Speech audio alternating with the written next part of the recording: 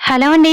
ఈరోజు వీడియోలో మనం బ్లౌజ్‌కి సంబంధించిన మరొక వీడియో చూసేద్దాం. ఏంటి అంటే మన బ్లౌజ్ మనం బ్యాక్ పార్ట్‌ని యూజ్ చేసుకొని ఫ్రంట్ పార్ట్ ఎలా కట్ చేసుకోవాలనేది చూపిస్తాను. ఇక్కడైతే నేను బ్యాక్ పార్ట్ అనేది కట్ చేసేసానండి కరెక్ట్ మెజర్‌మెంట్స్‌తో. తర్వాత దాన్ని బేస్ చేసుకొని మనం ఫ్రంట్ పార్ట్ తీసుకుంటున్నాం మిగిలిన ఫ్యాబ్రిక్‌లో అనమాట. మిగిలిన ఫ్యాబ్రిక్ మనము ఇలా ఫోల్డింగ్ చేసుకోండి. ఇక్కడ మీరు ఓపెనింగ్స్ వైపు పెట్టుకున్నా పర్లేదు, ఫోల్డింగ్ వైపు పెట్టుకున్నా పర్లేదనమాట.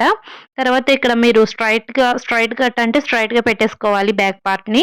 లేదు మనకి క్రాస్ కట్ ఎక్కువ యూజ్ చేస్తాం గదా! నార్మల్‌గా. కాబట్టి క్రాస్‌గా పెట్టుకోవాలనమాట ఫ్యాబ్రిక్ మీద ఈ బ్యాక్ పార్ట్ అనేది.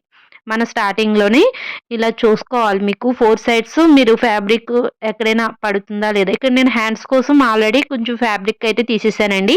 కాబట్టి ఈ మిగిలిన ఫ్యాబ్రిక్‌లో నేను అడ్జస్ట్ చేసి పెట్టుకుంటాను. ఇక్కడ చూసారా? అసలు ఎంత ఏంటి అనేది చూపిస్తాను మీకు. ఫస్ట్ అయితే మన బ్యాక్ పార్ట్ ఉంటది కదా! బ్యాక్ పార్ట్ లెంత్ అనేది కొంచెం ఎక్కువుంటుంది. ఆ లెంత్ ఒక 2 ఇంచెస్‌కి మనం ఫోల్డింగ్ చేసేసుకోవాలి. అంటే మనకి ఈ మిగిలిన అంతా ఓకే గానీ క్రింద 2 ఇంచెస్ ఫోల్డింగ్ చేసేయండి. బ్యాక్ క్రింద పొడవనమాట.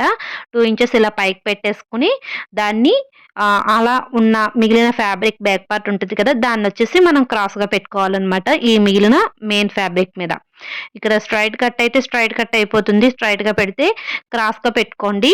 బ్లౌజ్‌కి పీస్ చూసుకొని మీరు క్రాస్‌గా పెట్టుకోవాలి. చూసారు కదా! ఈ విధంగా క్రాస్ పెట్టుకున్నాక మీకు 4 సైడ్స్ కూడా ఫ్యాబ్రిక్ కరెక్ట్‌గా ఉందా లేదా చూసుకోండి. మీకు ఇటు మన జాయింట్స్ దగ్గర అంటే ఇక్కడ మార్జిన్ దగ్గర ఎక్స్‌ట్రా క్లాత్ పడినా పర్లేదు గానీ, అటువైపున పడేలా చూసుకోవద్దు. చూడండి ఇక్కడ షోల్డర్ అంతా కూడా చక్కగా కరెక్ట్‌గా చూసుకొని, అప్పుడు మనము ఈ పీస్ అయితే పెట్టుకోవాలనమాట.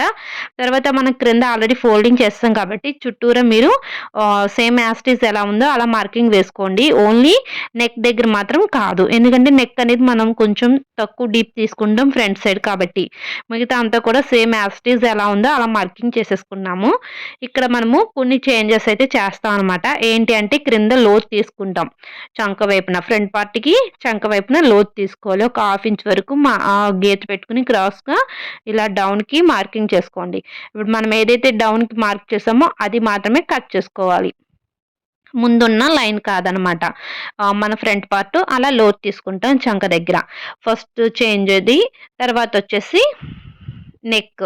నెక్కొచ్చేసి ఇక్కడ మనము డీప్ వచ్చేసి 6 ఇంచెస్ వరకు పెట్టుకోవచ్చండి. ఆల్మోస్ట్ 6 ఇంచెస్ అయితే సరిపోతుంది.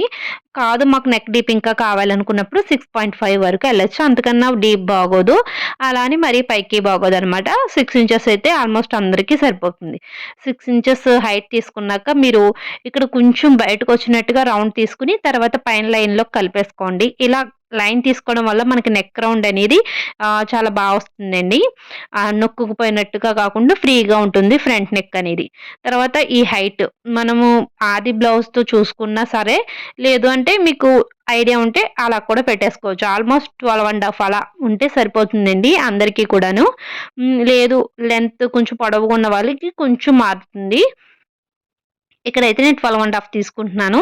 తర్వాత మనం ఈ పక్కన ఉక్సులు పట్టీ దగ్గర లైన్ ఉంటది కదా! అక్కడికి 1 ఇంచ్‌కి పైకి మార్క్ చేసుకోండి. తర్వాత ఇటు సైడు మనకి ఖర్చుల దగ్గర ఒక హాఫ్ ఇంచ్‌కి మార్క్ చేసుకోవాలి. ఖర్చుల లైన్ మీద. ఇక్కడ మీకు కెమెరాలో కనిపించట్లేదు. చూపిస్తున్నాను చూడండి ఇక్కడనమాట. హాఫ్ ఇంచ్ పైకి. అటు సైడ్ నుక్సులు పట్టీ వైపు 1 ఇంచ్ పైకి, ఇక్కడ ఖర్చుల వైపున హాఫ్ ఇంచ్ పైకి. ఇప్పుడు ఈ 3 డాట్స్‌ని కలుపుకోవాలి. ఈ మధ్యలో డాట్ వచ్చేసి మనము 12.5 ఇంచుల పొడవుకి పెట్టుకున్నాం. అది ఎలా తీసుకోవాలన్న డౌట్ వస్తే మీరు మీ ఆది బ్లౌజ్‌ని సగానికి షోల్డర్‌కి సగానికి మడత పెట్టి, షోల్డర్ దగ్గర నుంచి క్రింద మెయిన్ డాట్ ఉంటది కదా! అక్కడ వరకు పెట్టుకోండి. ఒక ఎక్స్‌ట్రా ఖర్చులకు కూడా చూసుకొని పెట్టుకోవాలి.